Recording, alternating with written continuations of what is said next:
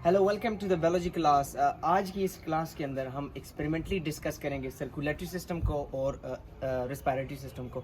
ये तो जो ना सिस्टम है ये एक दूसरे के साथ क्लोजली रिलेटेड हैं कि जैसे ब्लड को सर्कुलेटरी सिस्टम क्लीन करेगा वो मैकेनिज्म इसके अंदर डिस्कस होगा। ये स्ट्रक्चर आप देख लें, ये स्ट्रक्चर हमने बफेलो से ये ऑर्गन हमने कट किए हैं। सेम दिस लाइक स्ट्रक्चर यही मैकेनिज्म ह्यूमन बॉडी के अंदर होता है।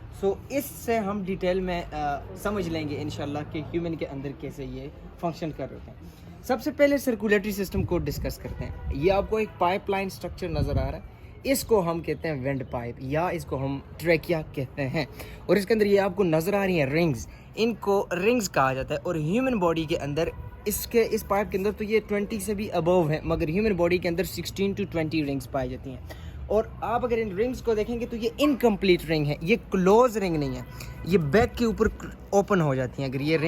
अगर आप इसको देखें तो ये रिंग ओपन हो रही है बैक के ऊपर। सेम इसी तरह ये ट्रेकियस यहाँ से स्टार्ट हो जाता है, यहाँ से रिंग स्टार्ट हो जाती हैं। तो वो रिंग्स यहाँ से क्लोज, फ्रंट से क्लोज होती हैं, मगर बैक के ऊपर जाकर वो ओपन हो जाती हैं।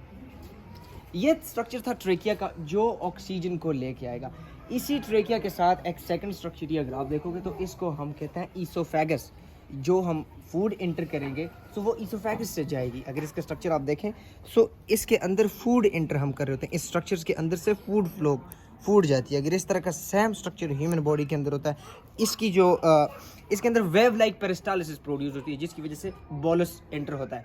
जैसे हमने फूड एंटर की इपीग्लोटिस इसको क्लोज कर देगी, इसके अंदर फूड नहीं जाएगा, तो फूड यहाँ से ईसोफेगस से मूव कर जाएगी स्टमक की तरफ। ये तो दो ऑर्गन हमने डिस्कस कर लिए। अब इसके बाद अगर देखें हम तो ये जो ट्रेकिया है, ये ट्रेकिया एयर को डिवाइड करेगा। एक ट्रेकिया डिवाइड करेगा, ये ट्रेकिया डिवाइड हो जाएगा 2 ब्रांचेस के अंदर, लेफ्ट और राइट ब्रांचेस के अंदर।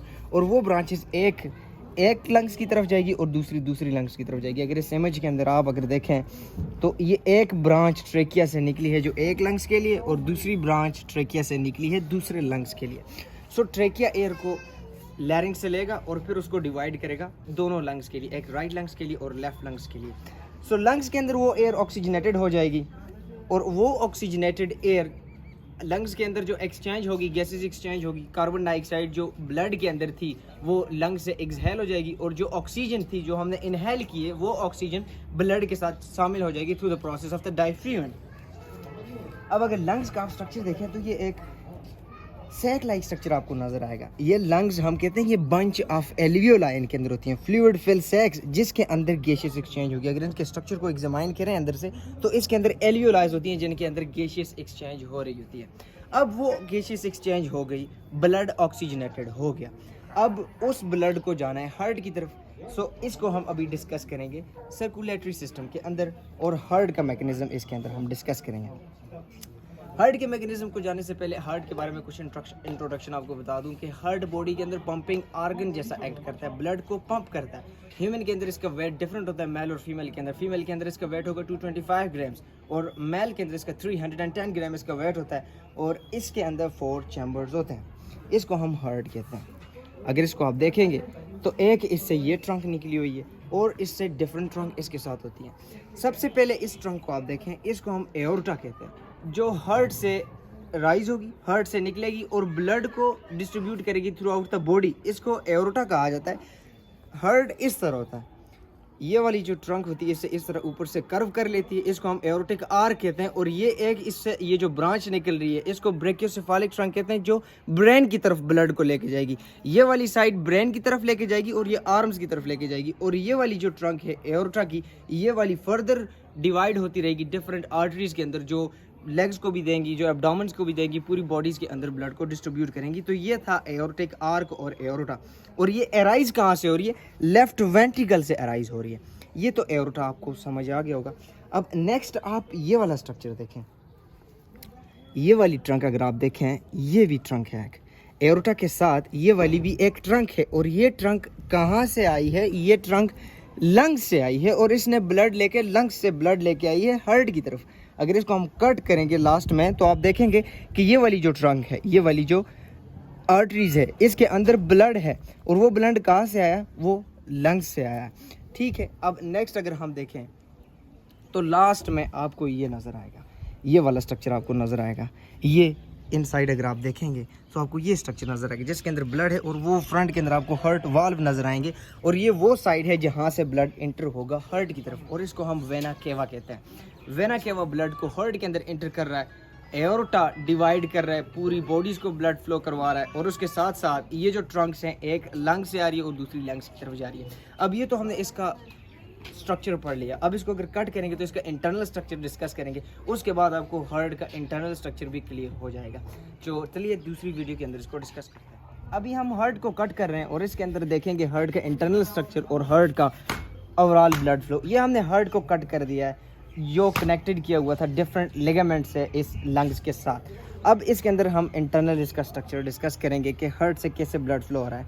अगर ये मेरे पार्टनर ये अगर इसको रख लें तो आप देखें कि ये अगर आपको ओवरऑल स्ट्रक्चर नजर आए, ये सबसे लार्जेस्ट ट्रंक ये एओर्टा है, और ये जो ट्रंक कट किया हमने, ये अगर आप दिखा सकें इनको, सो ये ट्रंक हार्ट को ब्लड लेके आ रही है, ये वाली भी ब्लड लेके आ रही है, लंग से लेके आ रही है, और इसके साथ अगर ये आप देखेंगे तो ये ओवरऑल बॉडी से ब्लड फ्लो इसकी तरफ हो रहा है।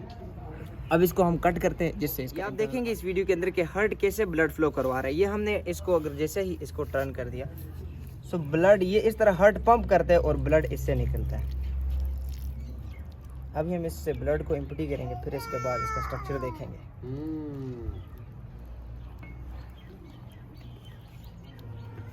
चल जी, कंप्लीट हो गया। ये भी अगर आप हार्ट का इंटरनल स्ट्रक्चर देखें तो इससे हमने डिफरेंट ट्रंक को कट कर दिया ताकि आप इजीली समझ सकें कि हार्ट के अंदर कैसे ब्लड फ्लो होगा। ये फर्स्ट जो पार्ट नजर आ रहा है आपको, इसको कहते हैं राइट आरिकल, और यहाँ से ब्लड एंटर हो रहा है हार्ट की तरफ। ये वो पार्ट है जहाँ से ब्लड एंटर होगा हार्ट की तरफ एंड थ्रू वेना केवा। ये लार्जेस्ट वेना केवा वीन्स होती है जो हार्ट के अंदर ब्लड फ्लो करवाती है। अब ये राइट आरिकल के इंटरनल स्ट्रक्चर भी देखेंगे, उससे ब्लड फ्लो होगा लेफ्ट राइट वेंट्रिकल, और राइट वेंट्रिकल ब्लड को पंप करेंगी। जैसे ही राइट वेंट्रिकल ब्लड को पंप करेंगी तो ब्लड यहाँ से पास होगा, और यहाँ से पास होकर सीधा लंग्स की तरफ जाएगा। यहाँ से ब्लड लंग्स की तरफ जाएगा और वहाँ पर ऑक्सीजनेटेड होगा। अब वहाँ से ऑक्सीजनेटेड ब्लड फ्लो करेगा यहाँ पर, और यहाँ से एंटर होगा लेफ्ट वेंट्रिकल के अंदर, और लेफ्ट वेंट्रिकल जब कॉन्ट्रैक्ट होगी तो एओर्टा से पूरा ब्लड बॉडी के अंदर डिस्ट्रीब्यूट हो जाएगा। हम हार्ट को कट कर रहे हैं और इसके इंटरनल चैम्बर्स को डिस्कस करने के लिए इसको कट कर रहे हैं ताकि इंटरनल आपको चैम्बर क्लियरली अंडरस्टैंड हो जाए कि कैसे ब्लड हार्ट के अंदर ब्लड हो।